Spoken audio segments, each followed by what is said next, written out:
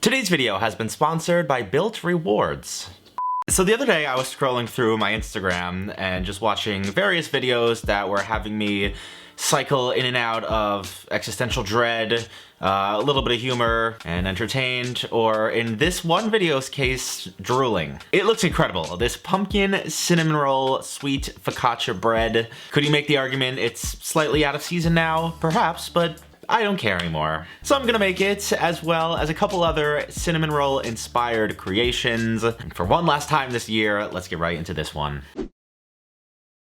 On the menu, in conjunction with the pumpkin cinnamon roll focaccia today, will be this cinnamon roll waffle, and then one of my own creations that I dreamt up yesterday. But before we can get into any of that, I gotta give a shout out to my friends over at Built Rewards. Built Rewards is a loyalty program that allows you to earn points on rent and redeem them for things like flights and hotel stays, fitness classes, and even your next rent payment. Because when you think about it, we already earn points on pretty much everything else we buy, between groceries and travel, so why not earn some points on one of life's biggest investments, your rent payment? You simply download the app and make an account for free, and then begin earning valuable points on your rent and other everyday spending. Like I've mentioned in the past, this is money that I'd have to be spending regardless, so as far as I'm concerned, why not earn some points on it in the process? And Built has consistently ranked as the highest value points currency by the Points Guy and Bankrate, so you can get excited knowing that you can redeem them towards your next vacation you've been dreaming of. So do yourself a favor by clicking the link in the top line of the description or scanning the QR code on screen now.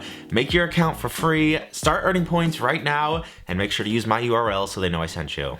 So it's cold outside right now, I think roughly 8 degrees Fahrenheit, so I wanted something warm and comforting, and what better than a cinnamon roll hot chocolate. I grabbed some whole milk, white, and semi-sweet chocolate, cinnamon sticks, powdered sugar, brown sugar, and some vanilla paste. Also, some marshmallows, of course, if your heart desires to garnish with those. But if not, this should still be great because I'm gonna chop up some chocolate, I'm gonna steep the brown sugar, vanilla, and cinnamon sticks in that milk, melt the chocolate into our mixture, and then douse the cup in a homemade cinnamon roll glaze. And while I'm doing that, let me just say, thank you all so much for another year. I feel like a broken record saying this, but I'm just so appreciative of every single one of you that have stuck around to this point. And I do have a lot more to update you on about myself and the state of the channel. I'll try to do that throughout the rest of this, but right now, I've got one very pressing and exciting thing to tackle.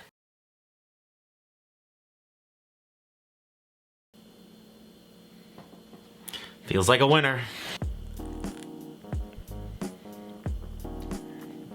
And it tastes like a winner too. Damn, this is good. It is a straight up liquefied cinnamon roll with some chocolate. I was worried that all the frosting was just gonna completely drip off the glass, and some of it has, but most of it stayed on there. But the drink itself is freaking awesome. It is creamy, it's smooth. Midway through making this, I did have the thought, and I wish I thought of this sooner. Imagine some flambéed vanilla bourbon to finish this, or even just a little cheeky shot of cinnamon whiskey. I would imagine that would make this absolutely incredible, but even as it stands alone, it's gotta be one of the best hot chocolates I've ever had.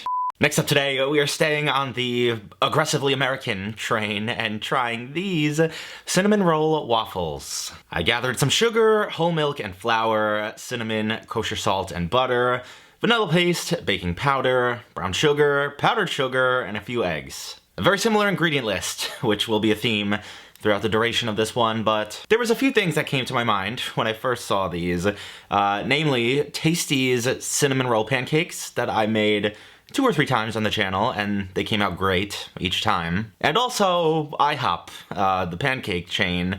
I'm pretty sure they have had something like this on the menu before too. I don't know if it's still on the menu. I try to stay out of places like that because my organs take enough of a beating with these videos as it is. I whipped up my dry ingredients and then the wet stuff, combined the two together, and then started cooking off my waffles. I was actually a little bummed when I first realized that the waffle part itself really has nothing special going on. It's a very standard waffle, if not, dare I say, a little bit of an underwhelming waffle. The magic is hopefully gonna be in all the toppings, that being the cinnamon sugar glaze or layer, smearable, dippable thing. I don't know, this had a little bit of a weird texture. And then just the plain powdered sugar glaze that you would put on any cinnamon roll. This one did suggest utilizing some cream cheese. For obvious reasons, I still refuse. And then you just combine everything together with as much or as little as your heart desires. And once again, we have created something that is teetering between looking decent and also like somebody got overly excited and just made a big mess. IHOP.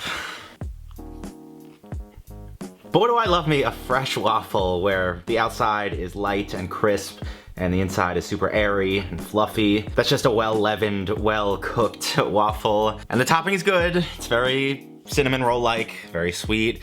I just feel like we could have taken this further. At the very least, just like some cinnamon and spices in the waffle batter, but maybe cinnamon maple syrup. Maybe like a torched cinnamon roll creme brulee thing to get that sugar crispy and caramelized. But still very good, very much the epitome of a true traditional American breakfast.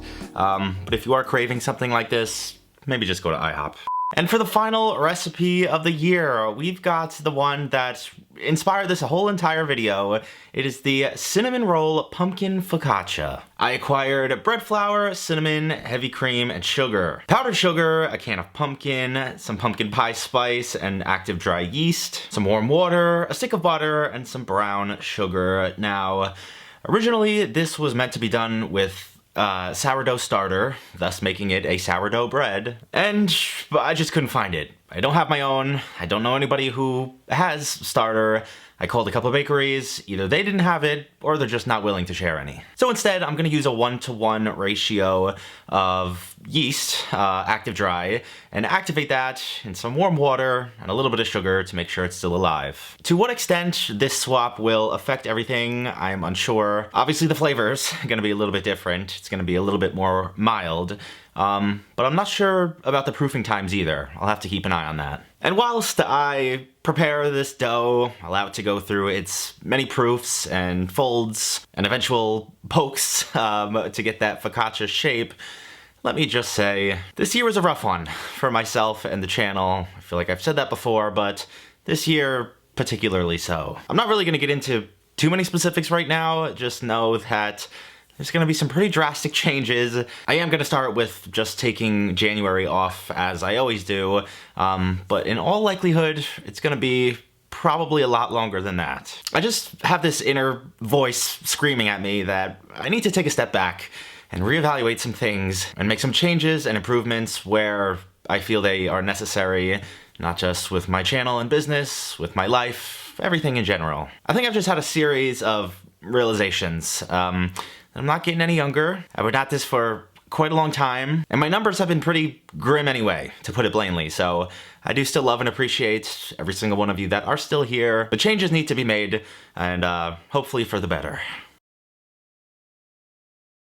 I feel like I'm gonna hesitate to make any kind of complaints about this at all, because you can't completely switch out the life force of a recipe and then act like you did everything right. Because I was going to say it's not nearly as airy or risen as a standard focaccia, but we'll be grading this one on a curve. I mean, it tastes really good. You know what it is as soon as you bite into it. And the main thing I was worried about was all the sugar on top burning, because it was just fully exposed and caramelized really fast, but it's really good. It's like right on the edge. Just barely starting to adopt some of those bitter notes, but still not a problem. Again, it could be a touch more airy. It's way more dense than a standard focaccia, but it's probably my fault. We understand, and as per usual, but a very tasty and wholesome recipe to cap another year off. So that about wraps it up. That is it for the year. Again, thank you all so much. I will be taking my break, maybe pop in here or there. I'll try to keep you all updated the best I can, but until that point, have an excellent weekend. I love you all so much. Peace.